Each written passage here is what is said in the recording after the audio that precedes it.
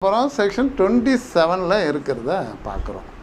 Recession of கான்ட்ராக்ட்ஸை பொறுத்த வரைக்கும் நான் சரியானதாக இல்லாமல் இருக்க கான்ட்ராக்ட் இஸ் வாய்டபுளாக இருந்தாலும் ரெஜிஸ்ட்ரேஷன் பண்ணலாம்.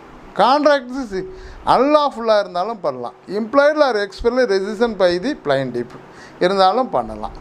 இதுக்கு என்ன கோர்ட் பண்ணலாம், கோர்ட் எப்படி உத்தரவு இருக்கும் என்றால் restitution of position, refund of earnest money, restore any benefits received இருக்கலாம். என்ன பண்ணலாம், இது எல்லாமே அதில் என்ன பண்ண ரெசிஷன் ஆஃப் கான்ட்ராக்டில் இருக்கலாம்.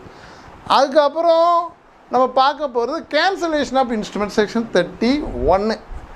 இது எப்படி இருக்குன்னா வாய்டபுள் கான்ட்ராக்டாக இருக்கும். கான்ட்ராக்டில் நீங்கள் பார்த்தீங்கன்னா வாய்டபுள் கான்ட்ராக்ட்னு இருக்குது. ஒரு இல்லீகல் ஆப்ஜெக்ட்டுக்காக ஒன்று இருந்துச்சுன்னா உறுதியாக அது வாய்டு கான்ட்ராக்டு தான். வாய்டபுளுங்கிறது அந்த சூழலுக்கு தகுந்த மாதிரி இருக்கும்.